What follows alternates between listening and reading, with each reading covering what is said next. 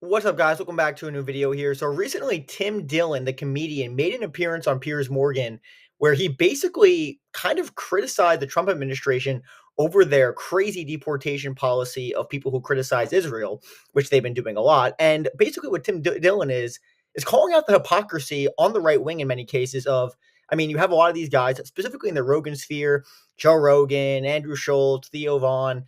They're all talking about free speech. Hey, we got to get free speech. The Democrats are censoring. Twitter censored everything. The Twitter files, blah, blah, blah. Okay. Piers Morgan, another example. Oh, free speech. Come on, guys. What's going on with that? The Trump administration, we're the administration of free speech until it relates to Israel, where we deport people who don't agree with Israel, a foreign country. And then they deport them. They deport them, and there's no sort of pushback from a lot of the rank and file Republicans. It's like, oh, this is great. This is a great thing that's happening. We're deporting pro-Hamas protesters, even though we have no really evidence of that. And also, it doesn't really matter. Again, as long as you're not supporting tactical support, we live in America. You have free speech. You can say what the hell you want in this country, okay? That's what it comes down to. But again, you have a lot of people saying, you know what? If you protest Israel, you should be deported. I disagree with that because I believe in the First Amendment in the Constitution, and I thought a lot of the Republicans agree with that too. But what seems to be is a lot of these people, they seem to support free speech whenever it agrees with their position. When it's against their position, they're totally anti-free speech. Get them out of the country, blah, blah, blah. That's what they think, okay? But Tim Dillon, who I got to say, he's kind of codes as right-wing, but again, to be fair to him, he's been pretty objective, especially with this ongoing Trump administration, calling out Elon Musk, for example. And in this case, where he basically calls out Piers Morgan, of course, Piers Morgan, which is hilarious. Again, the free speech guy, right? Uncensored. This same guy, he was on Bill Maher the other day, basically saying, you know what?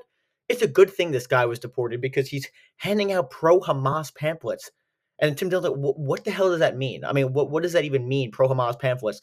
Like, it makes no sense. And Piers Morgan basically doing the water carrying for the Trump administration here, saying, this guy's pro-Hamas, get him out of the country. And this guy is supposedly free speech, by the way. Which he's not, which is completely not, obviously, okay? And Tim Dillon's like, listen, it seems pretty flimsy. You got really no evidence of this. What are you doing? We're supposed to be free speech, but it doesn't seem like we're being free speech right now. What's up with that? And he calls it out to Piers Morgan's face. Good for him. Here's the clip, and we'll talk about it after. Guys, make sure to like and subscribe. We're about 500 subscribers. Hit that subscribe button. Super important for the algorithm. Hit that like button. And my Patreon link and Amazon links are in the description as well. So check those out. Hit the link, and we'll go from there. Here's a clip, and we'll talk about it after. We've died on the hill of free speech. We can't support deporting people because they've been critical of our government or Israel. It's crazy. If they're legally here on a legal visa. Right. What if they are, for argument's sake, openly supporting Hamas, which is a prescribed terror group in the United States? In that circumstance, because you got this guy, Mahmoud Khalil, who was the head of the protest group in Colombia, who was apparently distributing pro-Hamas literature and was there on a green card. Would that change your thinking about somebody like that? Piers, I've openly supported Hamas. It depends who you're having lunch with. Don't you want to just get through a lunch, Piers? Do you want to fight everyone all the time? If I'm out to lunch with people from the Middle East, I'm not going to start a whole thing here. No, listen, the thing becomes what is Hamas literature? Is it like a brochure that says, welcome to Hamas? Am I selling it to Hamas timeshare? What is he doing? He's walking around the quad at Columbia. I got to see this literature that's supposedly Hamas. I had no idea Hamas was doing pamphlets, brochures. I didn't know. Do you go through a Hamas presentation? Do you show up to the lobby of a Marriott and they just get up and tell you about the organization? I don't know. It seems flimsy. The language we're using to deport that guy seems flimsy to me unless you can make a real case that he was genuinely supporting Hamas in a tactical way that endangers residents of the United States of America. If he beat up a Jewish student, if he committed a crime, if he, all of these things.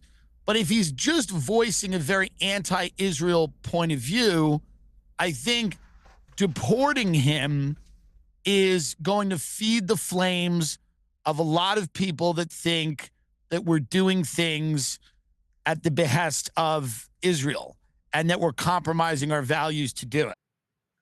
Yeah, it seems flimsy, you don't say. That's kind of the understatement of the century. They got nothing. Translation, it's bullshit. They got absolutely nothing on him. And they're coming up with this ridiculous claim and narrative that, oh, it's Hamas.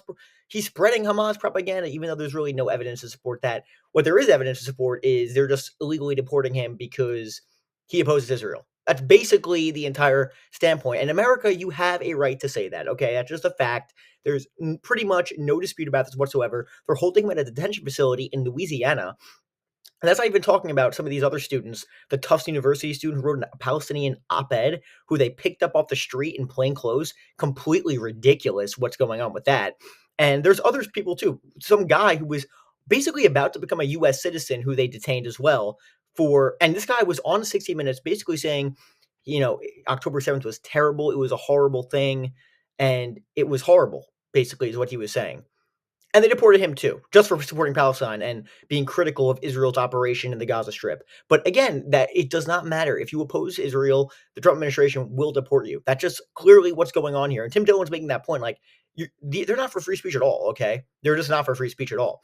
And I love a Piers Morgan. Oh, but what if, creating a straw man, what if he was spreading Hamas propaganda, even though there's no evidence of that whatsoever? And again, the only case where this would be maybe somewhat okay to go after them would be if you're actually supporting tactical support for a terrorist organization. Like, again, thinking of an example, maybe like the guy on Twitter, I'm not sure if any of you guys have heard of him, Jackson Hinkle. Like, this guy's gone to Yemen, given speeches with the Houthis. Like, you can make a case that he's literally supporting and giving tactical support to foreign terror groups, okay? Like, someone like that, the government could have a good case to maybe arrest him for something, okay? Like, would not be surprised. I'm open to that. But this is completely absurd, okay? You're arresting students for protesting. And he's been charged with zero crime. That's all you have to know. They've been charged with nothing. Because trust me, they are begging to charge him with something. But they have nothing because it's, again, flimsy at best. At best what they got on these people. It's a joke. And Tim Dillon does a great job articulating that. That's what I got for you guys today. Make sure to like. Make sure to subscribe. Again, it's super important for the algorithm. Amazon links, Patreon link in the description. Thank you guys so much for watching, and I'll see you later.